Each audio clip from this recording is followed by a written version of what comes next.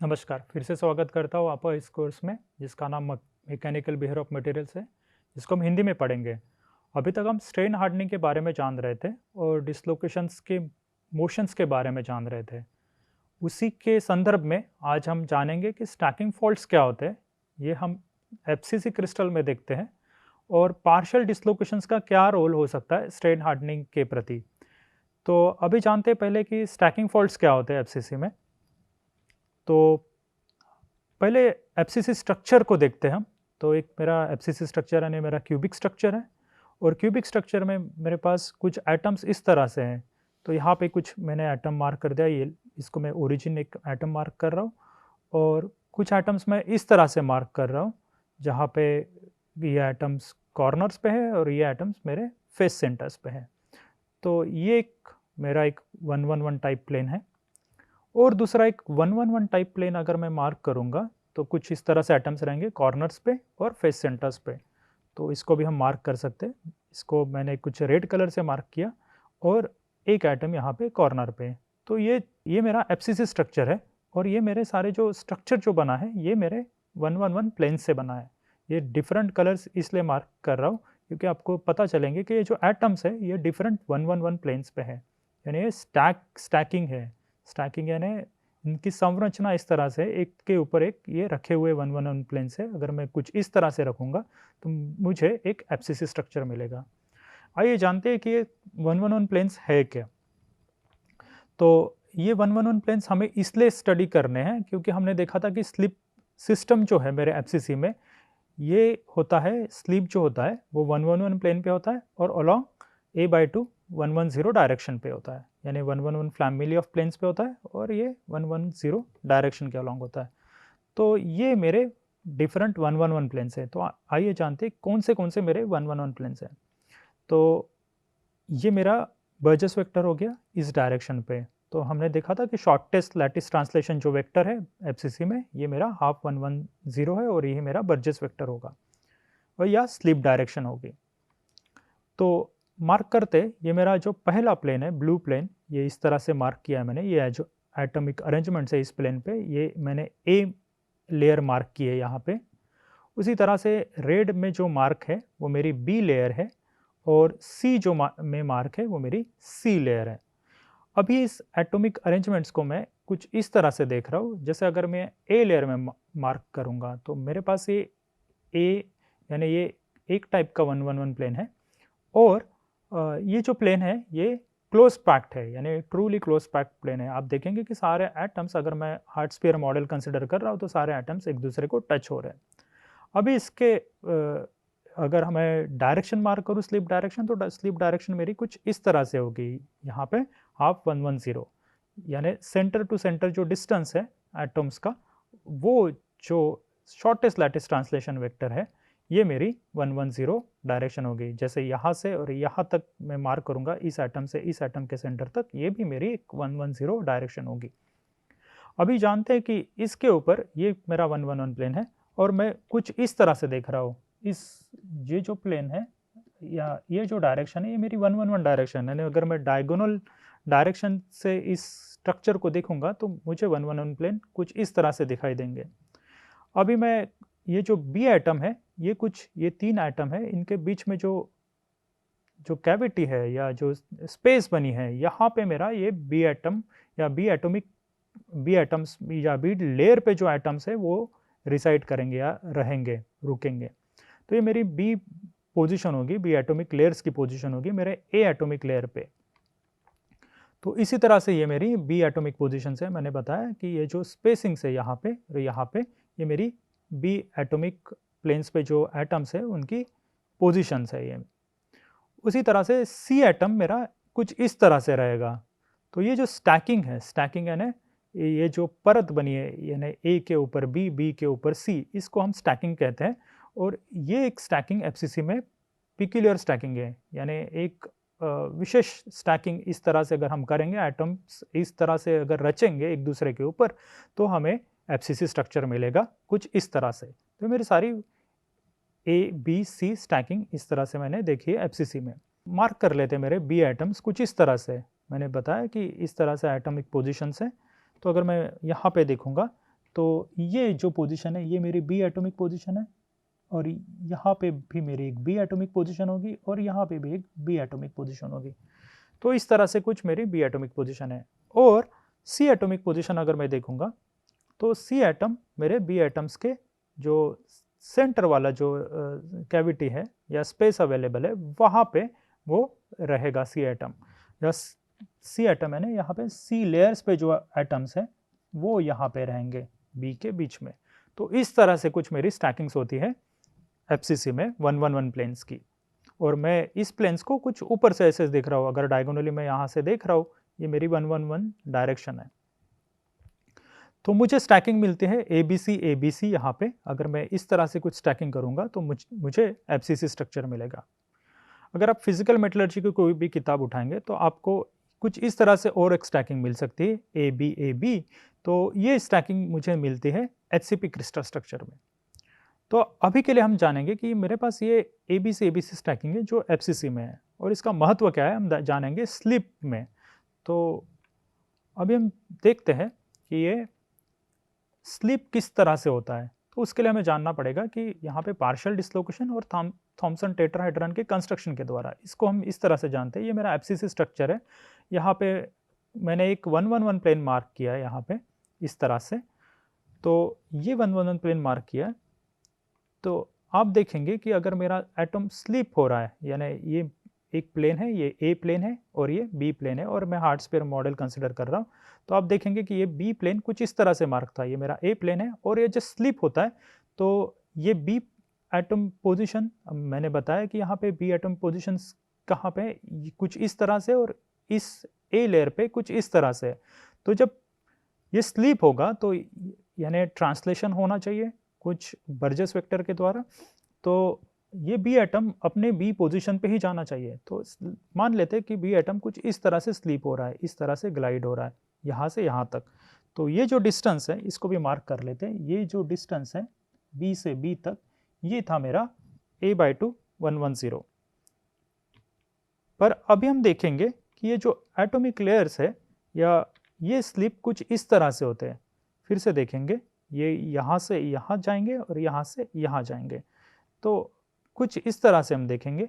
पहले तो एटम यहाँ से यहाँ ग्लाइड हो रहा था, अभी ये जो एटॉमिक लेयर है, बी लेयर है, वो ए लेयर पे कुछ इस तरह से ग्लाइड हो गई, यानी सीधे यहाँ से यहाँ तक ना जाते हुए यहाँ से ये स्प्लिट होगा, ये डिसलोकेशन, या इस तरह से मुझे कुछ इस तरह से मूवमेंट मिलेगी बी लेयर की मेरे ए लेयर पे। तो इसको हम स्लिप कहते हैं, एटॉमिक प्लेन्स का मूवमेंट एक दूसरे के ऊपर फिसलना, इसको हम स्लिप कहते हैं। तो मुझे स्लिप डायरेक्ट नहीं मिल रही है, मुझे स्लिप कुछ इस तरह से जाके मिल रही है। और हमने देखा था कि ये जो पोजीशन है मेरी, ये मेरी सी पोजीशन है। हम देख सकते हैं कि मेरे पास ए पोजीशंस इस तरह से थे और उसके ऊपर मेरे पास बी पोजीशंस थे कुछ इस तरह से, और इनके ऊपर एक सी पोजीशन थी। तो आप देखेंगे यहाँ पे ये जो बी लेयर है वो कैसे ग्लाइड हो रही है, बी से बी तो ग्लाइड हो रही है, पर वो सी लेयर के थ्रू जा रही है, कुछ इस तरह से जा रही है, इस तरह से फिसल रही है। अभी हम इसको ही जानेंगे पार्शियल डिसलोकेशंस के द्वारा। तो मैं इस स्ट्रक्चर में कुछ एटम्स यहाँ पे मैंने रिमूव कर दिए क्लैरिटी के लिए। तो अभी हम सिर्फ ये एटम्स कंसिडर करेंगे और कुछ इस तरह से कंस्ट्रक्शन करेंगे। हमने क्या किया, ये ओरिजिन वाला एक एटम है और ये जो 3 फेस सेंटर्स पे जो एटम्स हैं इनको हमने कनेक्ट कर दिया, और ये जब हम कनेक्शन करेंगे इस हमें एक टेट्राहेड्रन मिलेगा, उस टेट्राहेड्रन को कहते हैं हम थॉम्सन टेट्राहेड्रन। तो ये होगी मेरी कंस्ट्रक्शन थॉम्सन टेट्राहेड्रन की।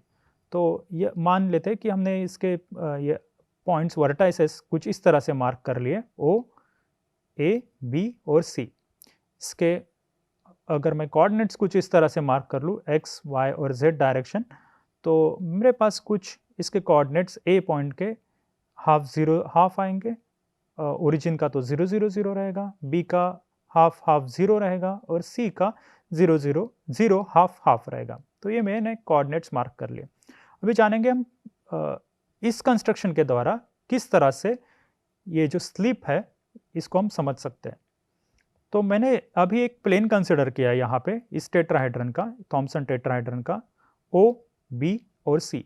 यहाँ पे मैंने ओ, बी और सी इस तरह से मार्क किए और यहाँ पे उसके कोऑर्डिनेट्स भी मार्क किए। भाई हमने देखा कि ये जो बी और सी है, ये मेरी ये इस थॉमसन टेट्राहेड्रन में ये जो सारी जो डायरेक्शंस है या सारे जो एजेस है, ये मेरी बर्जेस वेक्टर है, यानी ये सारे a/2 110 टाइप वाले वेक्टर्स रहेंगे।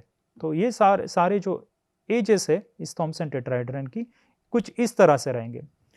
अभी हमने यहाँ पे देखा कि ये जो है स्लीप जब होता है बी लेयर का ए लेयर के ऊपर, तो ये बर्जेस वेक्टर से ट्रांसलेशन होना चाहिए। तो मैं मान लेता हूँ एक बी पोजीशन है यहाँ पे और सी पोजीशन है, ये भी मेरी एक बर्जेस वेक्टर है, यानी ये भी डिस्टेंस जो होगा वो हाफ a/2 110 होगा। तो ये जो डिस्टेंस है वो बी और सी का ये a/2 110 टाइप होगा। तो मेरा जो स्लीप हो रहा है वो बी से सी होना चाहिए। पर अगर यहाँ पे हमने देखा कि कुछ हमें इस तरह से स्प्लिट मिल रहा है, यानी जब हम ग्लाइड करेंगे तो ये कुछ सी पोजीशन पे जाके फिर सी पोजीशन से बी पोजीशन पे आ रहा है, कुछ इस तरह से हमने देखा यहाँ पे। तो इसको मार्क कर लेते हैं। यहाँ पे हम देखेंगे कि सी पोजीशन जो है, यहाँ पे बी लेयर में कोई एटम्स नहीं थे, तो ये जो स्प्लिट होगा इस वेक्टर का कुछ इस तरह से होगा। और यहाँ पे हमने मार्क कर लिया कुछ इस तरह से स्प्लिट होगा। तो अगर हम यहाँ पे देखेंगे तो मेरे एटम्स, ये बी एटम कुछ इस तरह से जा रहा है बीच में, और ये कुछ इस तरह से जा रहा है सी पोजीशन पे। अगर हम ज्योमेट्री देखें तो ये जो सी पोजीशन है वो इस ट्रायंगल की सेंट्रॉइड पोजीशन है। अगर ये पोजीशन हम देखेंगे तो ये एग्जैक्टली सेंट्रॉइड पोजीशन है। तो ये जो पोजीशन हमने मार्क की यहाँ पे, ये एग्जैक्टली सेंट्रॉइड पोजीशन है। तो कुछ इस तरह से मैं इसको डी मार्क कर रहा हूँ। तो ये जो पॉइंट है ये मेरा डी पॉइंट है, यहाँ पे मैंने डी पॉइंट मार्क कर लिया। और अगर ये सेंट्रॉइड है और ये जो ट्रायंगल हम देखेंगे ओ बी सी, ये इक्विलैटरल ट्रायंगल है। अगर मुझे पता है ये जो डी पोजीशन है वो सेंट्रॉइड पोजीशन है, सेंट्रॉइड क्यों है? सिंपल रीजन है, बी और बी के ऊपर अगर सी एटम है, तो अगर मैं कुछ इस तरह से प्लेन में देखूंगा तो ये तो इक्विलैटरल ट्रायंगल होगा, और ये जो सी पोजीशन है वो एग्जैक्टली सेंट्रॉइड पोजीशन आपको मिलेगी। और अगर डी अगर सेंट्रॉइड पोजीशन यहाँ पे मैंने मार्क की है, तो ये हो जाएगा इसके कोऑर्डिनेट्स ए 1/6, 1/3 और 1/6। अभी हम इसके, मुझे सारे कोऑर्डिनेट्स पता है तो मैं वेक्टर्स निकाल सकता हूँ। तो मैं इस तरह से निकालूंगा, इसको मैं b1 कह रहा हूँ, इसको मैं b2 कह रहा हूँ और इसको मैं b3 कह रहा हूँ। तो मैं कुछ इस तरह से देख पा रहा हूँ कि ये जो डिसलोकेशन है b1, ये दो वेक्टर्स में स्प्लिट हो रहा है b2 और b3। तो b1 जो है वो वेक्टर समेशन है b2 और b3 का। तो मैं b1 कुछ इस तरह से निकालूंगा। b1 मेरा आ जाएगा, अगर आप निकालेंगे इसको, तो ये a/2 बार 1 0 1 आएगा, और b2 आएगा मेरा a/6 बार 2 बार 1 1, और b3 आएगा a/6 बार 1 1 2। आप करके देख सकते हैं। तो अगर मैं b to c अगर कंसिडर करूंगा तो ये c माइनस b के कोऑर्डिनेट्स करूंगा तो मेरे पास b1 का वेक्टर आ जाएगा। और हमें पता है कि हम इसको लिखेंगे लैटिस पैरामीटर्स के हिसाब से, तो मैं उसको a/2 बार 1 0 1 लिख सकता हूँ। तो अगर मैं देखूंगा कि ये सवाल एक सिंपल आता है कि ये b1 इस दो वेक्टर्स में क्यों स्प्लिट होना चाहिए, तो अभी हम देखेंगे कि ये मेरा डिसलोकेशन है। अगर डिसलोकेशन स्प्लिट हो रहा है या डिसोशिएट हो रहा है b2 और b3 में, ये हमने देखा था, ये कब होता है? जब इसकी एनर्जी b1 की एनर्जी b2 के एनर्जी, यानी इस पाथ की एनर्जी जो है, यानी b1 स्क्वायर जो है b2 square plus b3 square से बड़ा हो, तभी ये पॉसिबल है, तभी ये संभव है। तो यहाँ पे हम देखेंगे कि ये b1 की एनर्जी अगर हम निकालेंगे और b2 और b3 दोनों की इंडिविजुअल एनर्जी निकालेंगे, तो हमें देखेंगे कि डिसोसिएशन ये b1 का पॉसिबल है b2 और b3 में। तो इसीलिए ये जो स्लीप हो रहा है वो डायरेक्ट यहाँ से यहाँ ना होते हुए वो इस प्रोसेस से जा रहा है, यानी मेरा बी एटॉमिक लेयर जो है वो सी पोजीशन पे आएगा और सी पोजीशन से मेरे बी पोजीशन पे आएगा। तो इसके वजह से क्या होता है, हम ये देखेंगे। तो ये जो वेक्टर है B2 और B3 ये मेरा पार्शियल डिसलोकेशंस है, और ये जो B1 है ये मेरा परफेक्ट डिसलोकेशन है। परफेक्ट डिसलोकेशन क्यों है? हमने देखा यहाँ पे B से C जा रहा है, तो मैं एक लैटिस ट्रांसलेशन से एक लैटिस पोजीशन से दूसरे लैटिस पोजीशन, तो ये मेरा लैटिस ट्रांसलेशन वेक्टर है, इसलिए ये मेरा परफेक्ट डिसलोकेशन है। अगर डी पोजीशन पे हम देखेंगे तो यहाँ पे एक्चुअली कोई एटम नहीं है, या तो इसीलिए, या इस प्लेन में कोई एक्चुअली एटम नहीं है, तो इसलिए हम इसको पार्शियल डिसलोकेशन कहते हैं। अभी जानते हैं कि इसके वजह से क्या होता है, उसके वजह से एक स्टैकिंग फॉल्ट तैयार होगा, इसको हम समझते हैं। तो मेरे पास ये आइडियल स्टैकिंग है, मेरे पास FCC में ये ए एटम लेयर है, उसके ऊपर B एटॉमिक लेयर है और एक C एटॉमिक लेयर है। इनके स्टैकिंग से मुझे FCC स्ट्रक्चर मिलता है। तो यहाँ पे मैंने दो ही स्टैकिंग्स यहाँ पे मार्क किए, ये A स्टैकिंग है नीचे में, उसके ऊपर मेरी B स्टैकिंग है। तो अगर आप देखेंगे यहाँ पे ये जो पोजीशन है, ये मेरी A स्टैकिंग लेयर है और ये मेरी B है। ये जो रीजन है यहाँ पे इस प्लेन पे, अगर ये मेरा आइडियल स्ट्रक्चर है FCC का, तो ये B पोजीशन ये कंटिन्यूस होती यहाँ पे, पर यहाँ पे अगर ये एटॉमिक पोजीशंस अगर मैं कंसिडर करूँगा तो एक्चुअली मेरे पास B एटॉमिक पोजीशन कुछ इस तरह से होनी चाहिए थी, यहाँ पे मेरी B एटॉमिक पोजीशंस होनी चाहिए थी। तो यहाँ पे देखेंगे कि ये एटॉम पोजीशन यहाँ पे शिफ्ट हुआ है, कलर चेंज कर लेता हूँ, तो यहाँ पे ये B एटॉमिक पोजीशंस यहाँ से यहाँ तक चेंज हो रहा है। आप देखेंगे कि यहाँ से ये मेरी B एटम पोजीशन थी, वो यहाँ से यहाँ चेंज हो रही है, यहाँ से यहाँ चेंज हो रही है, या यहाँ से यहाँ चेंज हो रही है। तो आप देखेंगे कि ये B लेयर यहाँ पे इस डायरेक्शन में मूव हुई है। तो आप देखेंगे कि ये जो पोजीशन है ये मेरी C पोजीशन है। आप अगर देखेंगे ये जो C पोजीशन है, अगर मैं इस तरह से मार्क करूँ, यहाँ पे C है, यहाँ पे C आएगा, यहाँ पे C आएगा और ये यहाँ पे C आएगा, तो ये मेरी सारी जो पोजीशंस है वो मेरी C पोजीशंस है। सारी पोजीशंस यहाँ से आप देखेंगे ये शिफ्टेड है यहाँ पे इस डायरेक्शन में। उसी तरह आप देखेंगे कि ये यहाँ पे आप देखेंगे इस डायरेक्शन पे, तो ये जो पोजीशंस है, तो ये मैं इस तरह से कह सकता हूँ, ये अगर ये यहाँ से यहाँ शिफ्ट होती, यहाँ से यहाँ शिफ्ट अगर ये एटम्स होते, तो ये मेरे B पोजीशन पे आ जाएंगे। एक्चुअली ये जो पोजीशंस है जो मैंने एरो से मार्क किए, ये सारी मेरी B पोजीशन है। तो ये तो सही स्टैकिंग है यहाँ पे, इस रीजन पे, इस रीजन पे भी सही स्टैकिंग है मेरी, यानी A के ऊपर B है। पर ये जो बीच वाली जो रीजन है, यहाँ पे आप देखेंगे कि एटम्स यहाँ पे शिफ्टेड है, और शिफ्टेड किस डायरेक्शन पे? ये जो B एटम्स हैं ये शिफ्टेड है C पोजीशंस पे, यानी ये यहाँ पे कुछ मूवमेंट्स हैं एटम्स की इस रीजन में।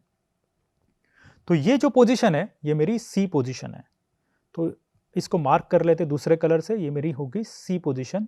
ये तो ये जो रीजन है एक्चुअली कुछ इस तरह से होना चाहिए था। यहाँ पे कंप्लीट अगर ये आइडियल स्ट्रक्चर होता तो यहाँ पे ये कंप्लीट प्लेन जो होता ये B एटम्स या B एटॉमिक लेयर से बना होना चाहिए था, पर बीच में मेरा C एटॉमिक लेयर आ गया, तो ये मेरा C एटॉमिक लेयर है। तो यहाँ पे हो गया ये फॉल्ट तैयार हो गया। तो ये मूवमेंट्स कुछ इस तरह से, अगर ये आप देखेंगे ये B एटॉमिक लेयर्स, हमने बोला था कि ये B एटॉमिक लेयर्स ये फॉल्ट इसलिए तैयार हुआ है क्योंकि B एटॉमिक लेयर्स इस डायरेक्शन में मूव है, तो इस डायरेक्शन में मूव है यानी C एटॉमिक पोजीशंस पे आ गई है। एक्चुअली ये यहाँ से अगर यहाँ मूव होती तो शायद से ये फॉल्ट नहीं होता, पर ये पार्शियली मूव्ड है, पार्शियल डिसलोकेशंस की मूवमेंट की वजह से ये यहाँ पे आ गई। अगर इसको फिर से फॉल्टेड रीजन को निकालना है तो मुझे यहाँ से इस एटम्स को यहाँ तक मूव करना पड़ेगा, तो तब जाके फॉल्ट रिमूव होगा। पर अभी के लिए तो सिर्फ ये यहाँ पे इस डायरेक्शन में मूव है, तो इसलिए ये फॉल्टेड रीजन है। और ये मेरा अगर ये परफेक्ट डिसलोकेशन से मूव होता B लेयर A लेयर के ऊपर तो कोई फॉल्ट नहीं तैयार होता, पर अगर ये पार्शियली मूव्ड है तो एक फॉल्ट तैयार हो गया यहाँ पे। और आप देख पाएंगे यहाँ पे मेरी कुछ डिसलोकेशन लाइंस मैंने मार्क किए, ये दो डिसलोकेशन लाइन मार्क किए, और मेरा जो डिस्प्लेसमेंट्स है यहाँ पे मैंने कुछ इस तरह से मार्क किया, इस तरह से B2 और B3 से। तो अगर मैं B2 से मूव कर रहा हूँ मेरे एटॉमिक लेयर्स को, B एटॉमिक लेयर को, तो मेरा फॉल्ट तैयार होगा। अगर मैं B3 से फिर से वापस करूँगा तो ये फॉल्ट चला जाएगा। तो अब देखेंगे ये B2 को कहते हैं हम लीडिंग पार्शियल और B3 को कहते हैं हम ट्रेलिंग पार्शियल। लीडिंग पार्शियल इसलिए क्योंकि जब मैं B2 से मूवमेंट करूँगा तो ये फॉल्ट तैयार करेगा। अगर मैं B3 से वापस मूव करूँगा इस एटॉमिक लेयर को इस डायरेक्शन में तो ये फॉल्ट रिमूव करेगा। तो इसलिए B2 लीडिंग पार्शियल है और B3 ट्रेलिंग पार्शियल है। और ये जो सरफेस है, ये सरफेस यहाँ पे ये प्लेन है तो ये सरफेस हो गया, तो इसलिए ये 2D और सरफेस डिफेक्ट है, या इसको भी प्लेनार डिफेक्ट भी कहते हैं। तो मेरा स्टैकिंग फॉल्ट जो है वो एक प्लेनार डिफेक्ट है। अभी स्टैकिंग फॉल्ट कहाँ पे है? तो ये है मेरा स्टैकिंग फॉल्ट जो दो पार्शल्स के बीच में है, दो पार्शियल डिसलोकेशंस के बीच में, एक लीडिंग पार्शियल और ट्रेलिंग पार्शियल, इनके बीच का जो रीजन है इसको हम स्टैकिंग फॉल्ट कहते हैं। अब ये स्टैकिंग फॉल्ट किस तरह से है? अगर यहाँ पे अगर देखेंगे, अगर ये मेरा अनफॉल्टेड रीजन है, यहाँ पे कोई डिफेक्ट नहीं है, तो आप देखेंगे कि स्टैकिंग मेरी ए बी सी कुछ इस तरह से होनी चाहिए थी। यहाँ पे भी मेरी स्टैकिंग जो रहेगी ए बी सी इस तरह से स्टैकिंग होनी चाहिए। पर यहाँ पे आप देखेंगे कि यहाँ पे सी और इसके बाद ए है और ए के ऊपर मेरा फिर से सी आ गया। और अगर ये फॉल्टेड रीजन, ये अनफॉल्टेड रीजन के ऊपर अगर हम देखेंगे तो यहाँ पे फिर से सी आएगा। तो आप देखेंगे कि कुछ इस तरह से सी ए बी सी इस तरह से फॉल्टेड रीजन तैयार हो गया मेरा। तो ये हो गया मेरा फॉल्टेड रीजन और इसी को हम कहते हैं स्टैकिंग फॉल्ट। अभी जानते हैं कि स्टैकिंग फॉल्ट के बारे में और चीज़ें जानते हैं। तो ये स्टैकिंग फॉल्ट किस लिए तैयार हुआ? क्योंकि मेरा एक ये जो परफेक्ट डिसलोकेशन था ये दो पार्शल्स में डिसोशिएट हो गया। इन दो पार्शल्स को हम कहते हैं शॉकले पार्शल्स। अभी ये डिसोसिएशन क्यों होना चाहिए? क्योंकि अगर हम एनर्जी कैलकुलेट करेंगे तो किसी भी डिसलोकेशन की एनर्जी हम कैलकुलेट करेंगे, हमने फॉर्मूला देखा था कि अल्फा जी बी स्क्वायर। अगर मैं इसका स्क्वायर करूंगा यानी जो एनर्जी है वो प्रोपोर्शनल रहेगी बी स्क्वायर के। सो इसकी एनर्जी आएगी अल्फा जी ए स्क्वायर अपॉन 2, इसकी एनर्जी आएगी अल्फा जी ए स्क्वायर अपॉन 6 और इसकी एनर्जी आएगी अल्फा जी ए स्क्वायर अपॉन 6। अगर हम दोनों की एनर्जी ऐड भी करते हैं तो हमें ये मिलती है अल्फा जी ए स्क्वायर अपॉन 3, जो कि छोटी है या कम है इस एनर्जी से अल्फा जी ए स्क्वायर अपॉन 2। तो ये हमने देखा था कि डिसलोकेशन डिसोशिएट कब होता है? जब ये क्राइटेरिया मीट होगा, यानी B1 स्क्वायर ग्रेटर रहेगा B2 square plus B3 square से। तो इसीलिए ये स्प्लिट होगा। पर इस स्प्लिट होने के वजह से या डिसोशिएशन होने के वजह से मुझे एक फॉल्ट मिल रहा है, वो है स्टैकिंग फॉल्ट। तो ये जो डिसोशिएशन है वो स्ट्रेट फॉरवर्ड नहीं है। तो यहाँ पे तो मेरी एनर्जी बच रही है, पर हम देख सकते हैं कि अगर हम एनर्जी बैलेंस करेंगे तो यहाँ पे अगर मेरी एनर्जी कुछ बच रही है डिसलोकेशन की, तो वो एनर्जी और मैनिफेस्ट होनी चाहिए और क्रिएट होनी चाहिए, और वो क्रिएट होती है स्टैकिंग फॉल्ट के द्वारा, तभी जाके मेरा एनर्जी बैलेंस होगा। तो ये जो स्टैकिंग फॉल्ट है वो जब ये एनर्जी, जब डिसलोकेशन डिसोशिएट हो रहा है, जहाँ यहाँ पे जो एनर्जी बचेगी वो क्रिएट करेगी एक स्टैकिंग फॉल्ट को। और स्टैकिंग फॉल्ट एनर्जी का यूनिट अगर हम देखेंगे, इसको हम रिप्रेजेंट करते हैं गामा SFE। इसका यूनिट है मिली जूल पर मीटर स्क्वायर। यानी हमने देखा था कि एक सरफेस डिफेक्ट है, तो और अगर हम एनर्जी की बात करेंगे उस सरफेस से एसोसिएटेड, उसकी रहेगी एनर्जी मिली जूल, और नॉर्मलाइज करेंगे उसके एरिया से तो मीटर स्क्वायर। तो ये रहती है हमारी स्टैकिंग फॉल्ट एनर्जी की यूनिट। तो आइए जानते हैं कि ये डिसलोकेशन जब स्प्लिट होता है B1 से या डिसोशिएट होता है B2 और B3 में, तो कुछ इस तरह से होता है। तो मैंने दिखाया था कि ये डिसोशिएशन इस तरह से होता है। ये मेरा लीडिंग पार्शियल है, मेरा ट्रेलिंग पार्शियल है, यहाँ पे मेरा फॉल्टेड रीजन रहेगा। तो मान लेते हैं इनके बीच का जो इक्विलिब्रियम डिस्टेंस है D, इसको मैंने इस तरह से मार्क किया है, और मान लेते हैं इसकी जो लेंथ है इस डिसलोकेशन की लाइन की जो लेंथ है उसको मैं मान लेता हूँ L, और ये जो रीजन रहेगा ये मेरा रहेगा स्टैकिंग फॉल्ट, और इसकी कुछ एनर्जी रहेगी एसोसिएटेड, उसको मैं लिखूंगा गामा SFE से, यहाँ पे भी मार्क कर लेते हैं। ये जो एनर्जी रहेगी इससे एसोसिएटेड ये रहेगी गामा SFE। तो अभी मैं इस जो पार्शियल्स है मैं इनको इस तरह से डिकम्पोज कर सकता हूँ कुछ इस डायरेक्शन में। अगर ये मेरे टेंजेंट वेक्टर है तो मैं कुछ इस तरह से स्प्लिट कर सकता हूँ। ये हो गया मेरा स्क्रू कंपोनेंट B2 का, और ये मेरा हो गया एज कंपोनेंट। ये भी यहाँ पे मैं इसको B3 को कुछ इस तरह से डिसोशिएट कर सकता हूँ। ये हो गया मेरा स्क्रू कंपोनेंट क्योंकि ये पैरेलल है टेंजेंट लाइन से, और ये जो कंपोनेंट होगा जो परपेंडिकुलर होगा वो मेरा एज कंपोनेंट होगा। अभी आप देखेंगे अगर मैं स्क्रू और एज कंपोनेंट्स की बात करूँगा तो यहाँ पे कुछ फोर्स होगा। फोर्स कौन सा होगा? अगर मैं इस डिसलोकेशन को स्टेशनरी मान रहा हूँ और ये डिसलोकेशन मूव हो सकता है, तो आप देखेंगे कि ये जो डिसलोकेशन की स्ट्रेस फील्ड रहेगी यहाँ पे, ये स्ट्रेस फील्ड एक फोर्स तैयार करेगी इस डिसलोकेशन के ऊपर, और वही फोर्स को मैंने कुछ इस तरह से लिखा है। तो ये force per unit length of dislocation है, और ये हो गया मेरे एज कंपोनेंट्स के बीच का फोर्स, और ये हो गया मेरे स्क्रू कंपोनेंट्स के बीच का फोर्स। तो मैं कुछ इस तरह से लिख सकता हूँ। आप देख पा रहे हैं कि यहाँ पे जो स्क्रू कंपोनेंट है और यहाँ पे स्क्रू कंपोनेंट है, ये दोनों अपोजिट नेचर के हैं, तो इनमें एक अट्रैक्शन होगा, और ये जो है यहाँ पे ये जो कंपोनेंट है और ये जो कंपोनेंट है, ये हो गया मेरा एज कंपोनेंट, और इसमें एक रिपल्शन होगा क्योंकि दोनों सेम नेचर के। अभी हम सिर्फ ग्लाइड फोर्स की बात कर रहे हैं यहाँ पे, तो ग्लाइड फोर्स की वजह से अभी सिर्फ मैं एज और एज कंपोनेंट के ग्लाइड फोर्स की बात करूँगा। तो आप देख पा रहे होंगे ये जो लीडिंग और ट्रेलिंग पार्शल्स मैंने तैयार किए, यहाँ पे एक फोर्स ऑफ रिपल्शन रहेगा बिटवीन एज कंपोनेंट्स, क्योंकि स्क्रू कंपोनेंट्स ये कैंसल आउट करेंगे एक दूसरे की स्ट्रेस फील्ड को। तो अभी यहाँ के लिए मैं सिर्फ कंसिडर कर रहा हूँ ये जो एज डिसलोकेशन है, यानी एज नेचर है यहाँ पे लीडिंग पार्शियल का, और ये जो एज कंपोनेंट है ट्रेलिंग पार्शियल का, इन दोनों के बीच का।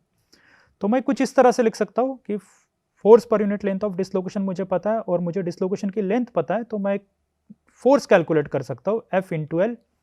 तो ये रिपल्सिव फोर्स रहेगा, और ये बैलेंस होना चाहिए एक अट्रैक्टिव फोर्स से। तो ये जो जैसे जैसे इन दोनों का डिस्टेंस बढ़ेगा, आप देखेंगे कि ये स्टैकिंग फॉल्ट का एरिया बढ़ेगा, और स्टैकिंग फॉल्ट का एरिया अगर बढ़ेगा तो स्टैकिंग फॉल्ट एनर्जी बढ़ेगी यहाँ पे। तो इस स्टैकिंग फॉल्ट एनर्जी क्या, तो मटेरियल चाहेगा कि स्टैकिंग फॉल्ट या फॉल्टेड एनर्जी ना बढ़े यहाँ पे, यानी ये रीजन बढ़े नहीं, इसका एरिया बढ़े नहीं, ये इस तरह से फोर्स बैलेंस होगा। तो अगर मेरे पास ये स्टैकिंग फॉल्ट एनर्जी पता है मटेरियल की, तो अगर मैं और एरिया इस तरह से मैं कैलकुलेट कर सकता हूँ L × D, और इस स्टैकिंग फॉल्ट एनर्जी को मैं मल्टीप्लाई करूँगा L × D एरिया से, तो एक फोर्स मुझे मिल जाएगा। तो ये जो फोर्स है वो एक अट्रैक्टिव फोर्स देगा।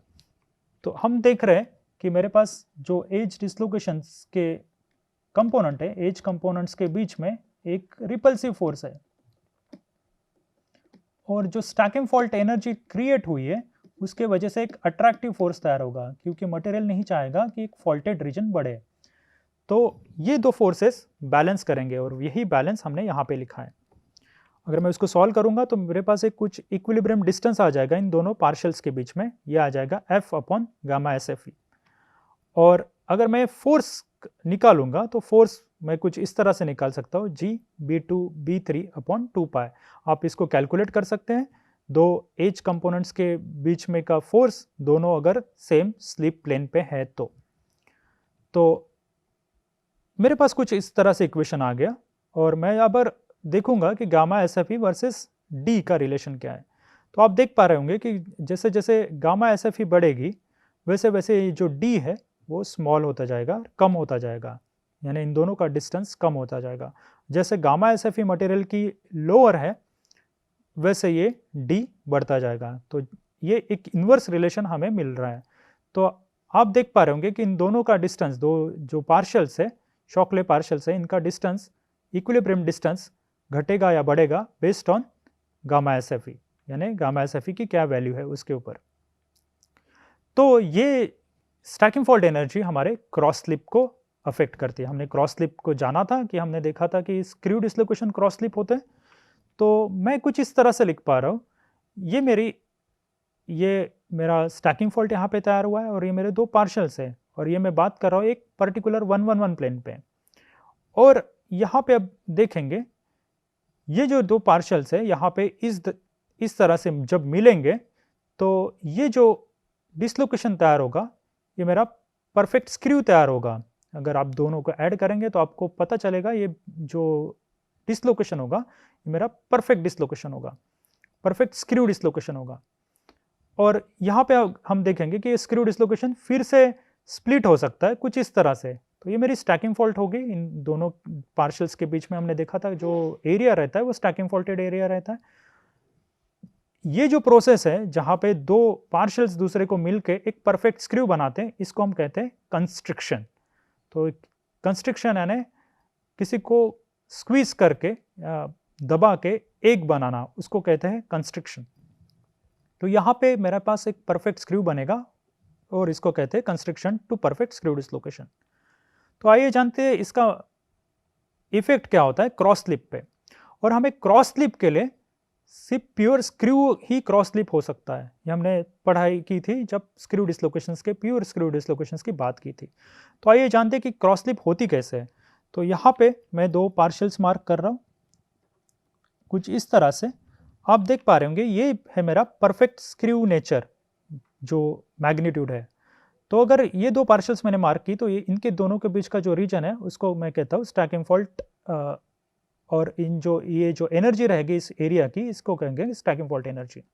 अब ये दो पार्शल्स यहाँ पे मीट हो गए, यहाँ पे आप देख पा रहे होंगे कि ये कंस्ट्रिक्ट हो गए। तो यहाँ पे जो नेचर बनेगा मेरे डिसलोकेशन का वो परफेक्ट स्क्रू रहेगा। तो कुछ इस तरह से रहेगा। तो ये मेरा टेंजेंट वेक्टर है और ये मेरे पार्शल्स है, यहाँ पे स्प्लिटेड है, डिसोशिएटेड है। पर इस रीजन में आप देख पा रहे होंगे कि ये कंस्ट्रिक्शन होके परफेक्ट स्क्रू बनेगा।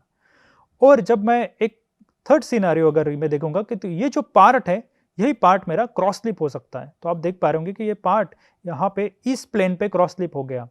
ये इनिशियली मेरे ये 111 प्लेन पे था और ये जो क्रॉस स्लिप हुआ है ये हुआ है 11/1 प्लेन पे। तो यहाँ पे ये देखिए यहाँ पे क्रॉस स्लिप हुआ है कुछ इस तरह से। ये जो पार्ट है स्क्रू का ये क्रॉस स्लिप हो गया यहाँ पे।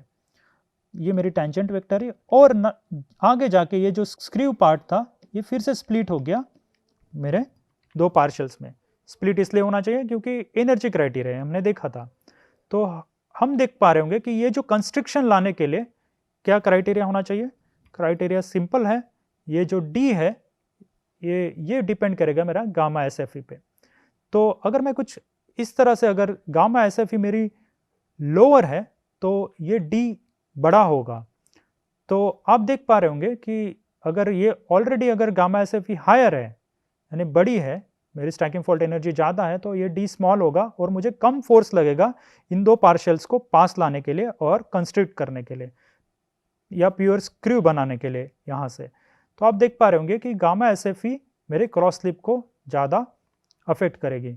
और हमने देखा था ये जब स्ट्रेन हार्डनिंग के बारे में देखा था तो मेरा जो स्ट्रेस है वो इस तरह से इफेक्ट करेगा या प्लास्टिक स्ट्रेन पे इस तरह से डिपेंड होगा। ये जो एन है मेरा स्ट्रेन हार्डनिंग एक्सपोनेंट है। अभी जानते हैं कुछ पॉइंट्स जो स्टैकिंग फॉल्ट एनर्जी गवर्न करते हैं मेरे मटेरियल के बारे में।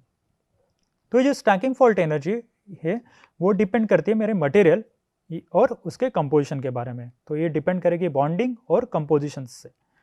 स्टैकिंग फॉल्ट एनर्जी ये डिटरमाइन करेगी, ये तय करेगी कि मेरी क्रॉस स्लिप होगी या नहीं होगी।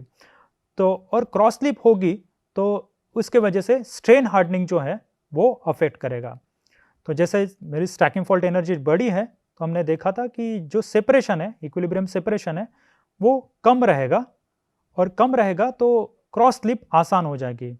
और क्रॉस स्लिप आसान हो जाएगी तो आप देख पा रहे होंगे कि डिसलोकेशन आसानी से दूसरे प्लेन पे मूव हो सकता है। अगर दूसरे प्लेन पे आसानी से मूव हो सकता है तो जो वर्क हार्डनिंग रहेगा वो कम रहेगा और जो एक्सपोनेंट रहेगा वो भी कम रहेगा। लोअर वर्क हार्डनिंग हमें एक्सपोनेंट मिलेगा। और स्टैकिंग फॉल्ट एनर्जी ज़्यादा है तो आप देख पा रहे होंगे कि कंस्ट्रिक्शन आसानी से तैयार होगा।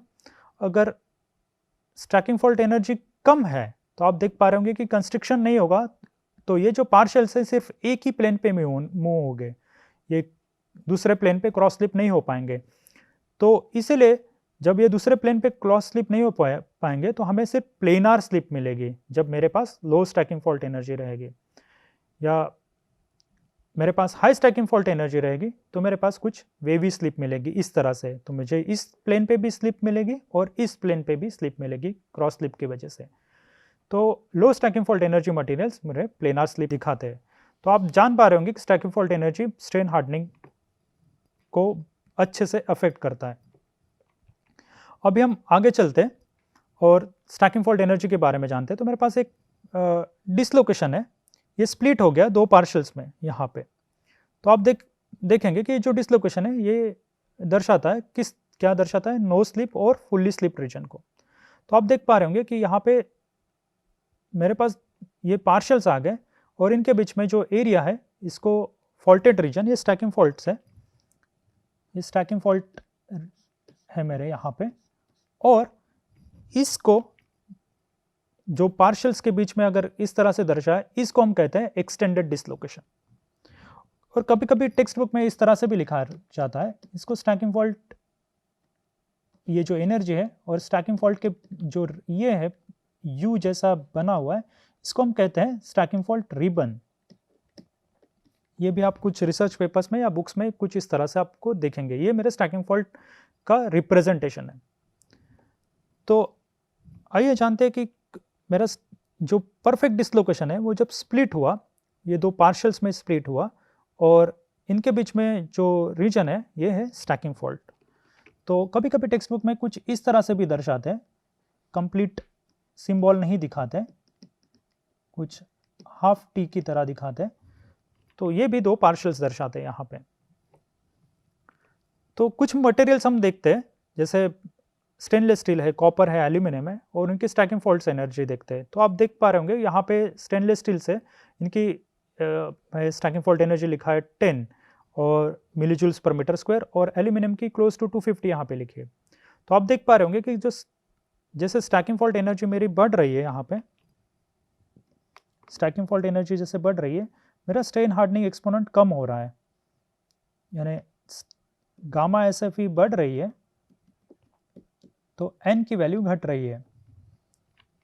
और आप देखेंगे कि जो स्लिप कैरेक्टर है यहाँ पे, ये स्लिप कैरेक्टर भी चेंज हो रहा है। जैसे हमने देखा था कि स्टैकिंग फॉल्ट एनर्जी कम है तो जो पार्शल्स है वो एक ही प्लेन पे मूव होंगे, तो इसलिए हमें प्लेनार मिलती है। यहाँ पे मिड वैल्यू है स्टैकिंग फॉल्ट एनर्जी, तो हमें प्लेनार और वेवी दोनों नेचर मिलेंगे, और यहाँ पे हमें वेवी नेचर मिलेंगे। तो यहाँ पे आप देखेंगे कि जो स्टेनलेस स्टील है वो ज़्यादा स्ट्रेन हार्डनिंग दिखाएगा एज कम्पेयर टू एल्यूमिनियम, जहाँ पे स्टैकिंग फॉल्ट एनर्जी की वैल्यू मेरे पास ज़्यादा है। अभी जब हम स्टैकिंग फॉल्ट्स की बात कर रहे थे तो स्टैकिंग फॉल्ट हमने देखा था कि मेरे पास एक आइडियल स्टैकिंग होती है ABC ABC। तो यहाँ पे मेरे पास एक स्टैकिंग फॉल्ट मैंने तैयार किया है। यहाँ पे आप देखेंगे ये जो है AB AB, और हमने देखा था यहाँ पे एक सी लेयर यहाँ पे मैंने निकाल दी है। तो मेरे पास जो फॉल्ट है वो AB AB कुछ इस तरह से है, और ये जो एटॉमिक अरेंजमेंट्स है, प्लेन्स की जो एटॉमिक अरेंजमेंट्स है AB AB स्टैकिंग, ये हमने देखा था, ये रिलेटेड होती है HCP स्टैकिंग से। तो इस टाइप के फॉल्ट्स को, जहाँ पे ऐसे कुछ HCP फॉल्टेड रीजन मिलता है, उस टाइप के स्टैकिंग को हम कहते हैं intrinsic fault, intrinsic stacking fault. और इस केस में हम देखेंगे जहाँ पे मेरे पास ABC AB AC और यहाँ पे ABC A, तो आप यहाँ पे कुछ AB AB या AC AC स्टैकिंग फॉल्ट हमें नहीं मिलेगी। तो यहाँ पे जैसे AC AC या AB AB या BC BC स्टैकिंग फॉल्ट्स नहीं है यहाँ पे। तो ये हो गए मेरे एक्सट्रिंसिक स्टैकिंग फॉल्ट, इसको हम कहते हैं एक्सट्रिंसिक स्टैकिंग फॉल्ट। और जहाँ पे हमें HCP का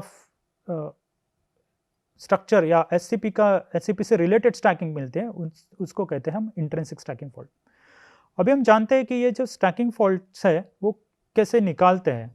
तो मोस्टली एक्सपेरिमेंटली यहाँ पे मैं नहीं बता रहा हूँ, डेंसिटी फंक्शनल थ्योरी इस्तेमाल लोग करते हैं और उससे कुछ या गामा प्लॉट निकालते हैं। तो आप देखेंगे कि जब मैं एक ए लेयर को या बी लेयर को ए लेयर के ऊपर मूव करूंगा इस डायरेक्शंस पे 1 बार 1 0 या 1 1 बार 2 डायरेक्शंस पे मूव करूंगा, तो आप देखेंगे कि एक एनर्जी प्लॉट तैयार होगा, यानी मेरी सरफेस एनर्जी यहाँ पे चेंज हो रही है। तो इस तरह से कुछ दर्शाए। तो तो आप देखेंगे कि ये अगर मैं इस पोजीशन से इस पोजीशन पे जा रहा हूँ, कुछ इस तरह से एक परफेक्ट पोजीशन से परफेक्ट पोजीशन पे तरफ जा रहा हूँ, तो यहाँ पे कोई फॉल्ट नहीं होगा। यहाँ पे आप देखेंगे कि यहाँ पे एनर्जी, अगर मैं इस पोजीशन पे आप मूव कर रहा हूँ मेरे बी लेयर को, तो यहाँ पे हाईएस्ट एनर्जी है और ये जो डार्क रीजन है यहाँ पे लोएस्ट एनर्जी है। तो आप देखेंगे कि मैं इस पोजीशन से इस पोजीशन पे जाऊँगा तब कोई फॉल्ट तैयार नहीं होगा। पर मैं यहाँ से यहाँ जाऊँगा सी लेयर पे, जब मैं बी लेयर को मूव कर रहा हूँ, तब आप देखेंगे कि इस पोजीशन से जब मेरी बी लेयर आएगी तब एक फॉल्ट तैयार होगा मटेरियल में। तो ये हो गया मेरा स्टैकिंग फॉल्ट का मेजरमेंट्स। कुछ इस तरह से मैं करूँगा कि एनर्जी वेरिएशंस क्या हो रही है उस तरह से मैं निकाल पाऊँगा, और ये मैं निकाल सकता हूँ गामा प्लॉट से, ये गामा प्लॉट। तो ये हो गया मेरा स्टैकिंग फॉल्ट एनर्जी निकालने का तरीका।